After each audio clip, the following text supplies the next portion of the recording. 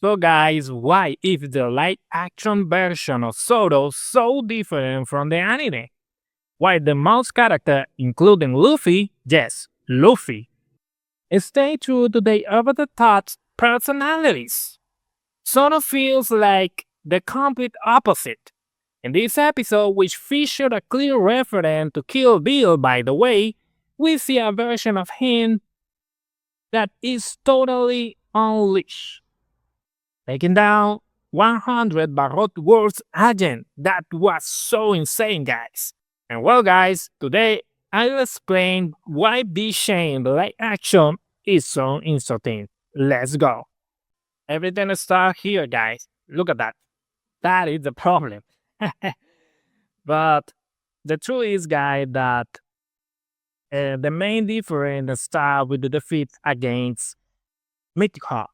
In the anime, this law is a goal to overcome, a mountain to climb. However, in the live action, it's portrayed more as a deep trauma that even causing him to have vision.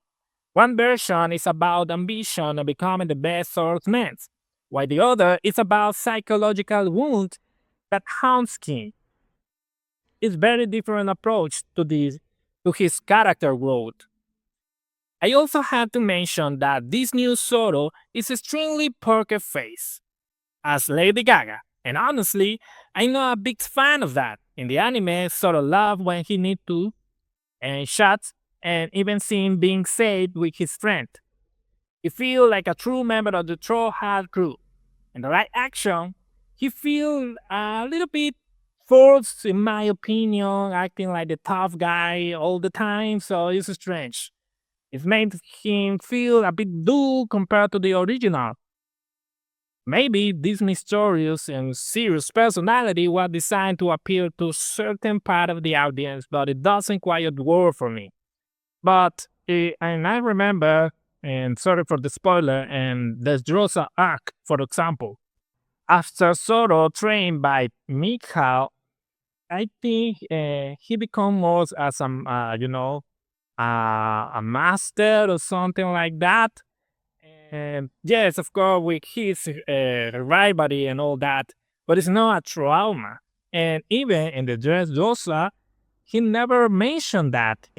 Actually, I think it doesn't care anymore in a big scale. Yes, it's something that he want to defeat or whatever, become as the best swordsman, of course, but it's not something like, oh my god, Nitka. It doesn't matter in that part of the series in the anime. So it's super exaggerated here. So, moving on to the plot, the crew arrive at the first island of the Grand Line called Weave Peak, where they meet Mr. 8 and Mr. Wendley, who actually they are from the kingdom of Alabasta. This is the where the story starts to get really interesting.